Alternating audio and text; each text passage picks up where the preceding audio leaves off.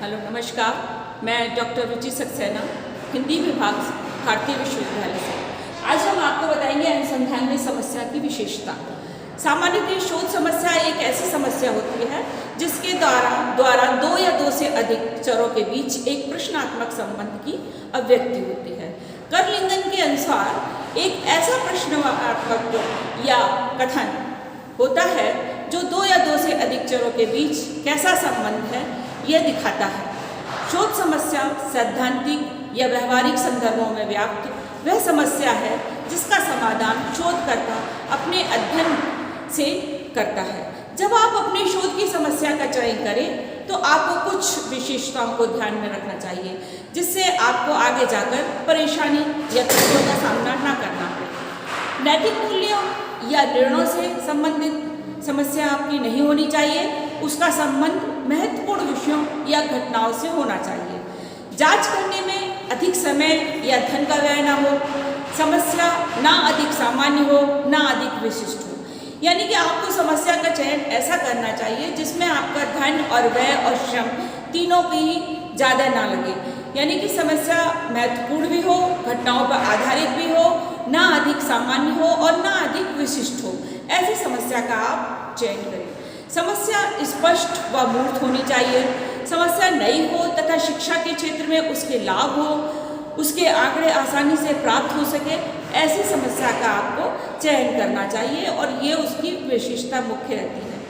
शोध समस्या के शोध में आता है सबसे पहले आप इसके क्या क्या स्रोत हैं ये देखें समस्या के। तो पहला है व्यक्तिगत अनुभव। व्यक्तिगत अनुभव पे आप क्या करेंगे, आप अपने अनुभव के आधार पर ये जानने का प्रयास कर सकते हैं कि शिक्षा, मनोवैज्ञानिक व सामाजिक आप जिस विषय में शोध कर रहे हैं उसमें किस प्रकार की समस्या विद्यमान है, उसका समाधान खोजना आवश्यक है। क्योंकि कितने ऐसे प्रश्न हैं जिनके उत्तर कहीं उपलब्ध नहीं है, कितने ऐसे प्रकरण हैं जिनकी पूरी जानकारी किसी को नहीं है। इसलिए जहाँ कहीं भी अनुभवगत घटनाएं, परिस्थितियाँ, व्यवहार, तथ्य समस्या के रूप प्रतीत होते हैं, उनके समाधान उपलब्ध कहीं नहीं है, उन्हें शोध समस्याओं के रूप में चुनना चाहिए। बहुत सी जब आप अध्ययन करेंगे तो आप पाएंगे कि बहुत समस्याएं ऐसी हैं और जिनके प्रश्न अभी तक हमारे सामने नहीं आए हैं, उनके समाधान हमारे सामने नहीं आए हैं। ऐसे समाधान आप व्यक्तिगत रूप में कर सकते हैं। नेक्स्ट पॉइंट आता है हमारा संदर्भ साहित्य का अध्ययन। साहित्य का अध्ययन शोध समस्या का दूसरा स्रोत है। संबंधित साहित्य के अध्ययन से पता चलता है कि उपलब्ध ज्ञान कहाँ उपयोग किया जा सकता है, उसके आधार पर किन घटनाओं की व्याख्या की जा सकती है, कहाँ उसमें अपूर्णता है। यदि पढ़ते पढ़ते कई प्रकार के प्रश्न भी मस्तिष्क में उभर कर आते हैं तो उनके खोजने के महत्वपूर्ण हो सकता है। आप जब संदर्भ साहित्य में जाएंगे तो वहाँ पढ़ेंगे, पढ़ते पढ़ते भी आपको बहुत से प्रश्न आपके दिमाग में आ जाएंगे तो उनके उत्तर भी आपको वहाँ मिल जाएंगे। यानी कि ये एक महत्वपूर्ण स्रोत है संदर्भ साहित्य का अध्ययन करना। उन्हें लेकर शोध समस्याओं का निर्धारण भी किया जा सकता है। बुद्धि का सिद्धांत, व्यक्तिगत सिद्धांत आदि के भी उनके आधार पर अनेक प्रकार के व्यवहारों या परिस्थितियों या समस्याओं का विश्लेषण संभव हो सकता है जब आप संदर्भ साहित्य का अध्ययन करेंगे। नेक्स्ट पॉइंट आता है आपको पूर्ण हो चुके अनुसंधानों का सर्वेक्षण। ये क्या है, जो प्रत्येक क्षेत्र में पहले से ही बहुत सारे कार्य हो चुके हैं अनुसंधान में, तो उन अनुसंधानों का अध्ययन करें और उन अनुसंधानों की कई नई समस्याएं उभर कर आएंगी। जब आप उसका अध्ययन करेंगे तो समय के अनुसार उसमें कई नई समस्याएं भी उभर कर आएंगी।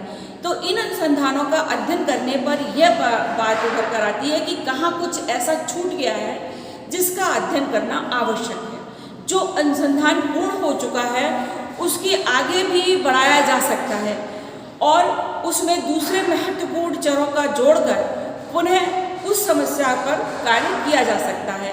इन अनुसंधानों के अध्ययन करने पर भी यह भी ज्ञात होता है कि इस क्षेत्र में अनुसंधान की भावी संभावनाएं तथा हो सकती है। प्रत्येक शोधकर्ता अपने शोध कार्य के अंत में इस प्रकार का सुझाव देता है। इन सुझावों के आधार पर अनुसंधानों की कई समस्याओं का चयन सरलता से हो सकता है। जब आप अध्ययन करेंगे उनके पूर्ण हो चुके कार्यों का तो आप देखेंगे कि जो उनका सर्वेक्षण कार्य शोध कार्य होता है उसके बाद में वो अपने नए नए सुझाव लिखते हैं। तो अगर उन सुझावों को आप देखेंगे तो आपको नई समस्याओं का चयन करने में सरल हो सकता है और आपके मस्तिष्क में नए कार्य भी आ सकते हैं। और ऐसे सर्वेक्षण प्रकाशित होते रहते हैं जो पूर्ण हो चुके हैं। इसके बाद हमारा नेक्स्ट पॉइंट आता है सामाजिक तकनीक एवं शैक्षणिक परिवर्तन। सामाजिक तकनीक एवं शैक्षणिक परिवर्तन। प्रत्येक देश में सामाजिक तकनीक एवं शैक्षणिक प्रकार के अनेक परिवर्तन होते रहते हैं। समाज में तो परिवर्तन होते ही हैं, तकनीक में आजकल बहुत परिवर्तन हो रहे हैं, नई नई टेक्निक रोज आ रही है। तो जो उसमें पुराने कार्य हो चुके हैं तो उसमें आप आगे बढ़ाने में आपको बहुत ही सारे समस्याओं मिल सकती है और उसको आप बहुत आसानी से आपको उसको आगे बढ़ा सकते हैं जो पहले हो चुके हैं तकनीकी का। शिक्षा के क्षेत्र में भी काफ़ी परिवर्तन आ रहा है, उसमें भी आपको बहुत सारी नीतियाँ नई बन रही हैं, नई व्यवस्थाएं हो रही हैं शिक्षा में। तो उन सब को लेकर भी आपको नया सामाजिक तकनीक में परिवर्तन पे आप उस समस्या आपको लेकर आगे बढ़ा सकते हैं। देश में तकनीकी परिवर्तन भी होते रहते हैं, समाज भी बदलाव आता है, समाज में भी काफ़ी बदलाव आ रहा है। उन परिवर्तनों के कारण बहुत सी समस्याएं भी उत्पन्न होती हैं। इन समस्याओं के समाधान खोजना व्यक्ति एवं समाज के विकास के दृष्टिकोण से महत्वपूर्ण है। जो भी समाज में बदलाव आ रहा है उनको खोजना और उनके समाज के विकास के लिए और उसके लिए बहुत ही महत्वपूर्ण हो जाता है। जीवन मूल्यों का ह्रास, बढ़ती हुई धर्मांधता, लोकतंत्र, समर्थित स्वतंत्रता का दुरुपयोग, जो आज हम लोगों को स्वतंत्रता मिल रही है उसका दुरुपयोग, बढ़ते हुए मूल्यों का ह्रास और धर्म के प्रति जो दुष्प्रचार फैलाया जा रहा है वो, ये सब बिगड़ता हुआ संस्थाओं का वातावरण, संस्थाओं में बढ़ता हुआ भ्रष्टाचार, अनेक ऐसे परिवर्तन हैं शिक्षा के क्षेत्र में जिन पर हम बहुत सारी समस्या लेकर अपना शोध कार्य कर सकते हैं। जिन्होंने हमारे देश में अनेक प्रकार के समाजशास्त्रीय व शैक्षिक समस्याओं का जन्म दिया है, उनके ऊपर भी हम शिक्षा के क्षेत्र में आगे बहुत सारे काम कर सकते हैं जिन पर गंभीरतापूर्वक अनुसंधान करने की बहुत सारी आवश्यकता है। जितने भी अभी हमने आपको टॉपिक बताए उन समस्याओं को लेकर यदि आप करेंगे तो आपका शोध कार्य बहुत अच्छा होगा। शोध समस्याओं की उपलब्धियों के ये कुछ सर्वमान्य स्रोत थे।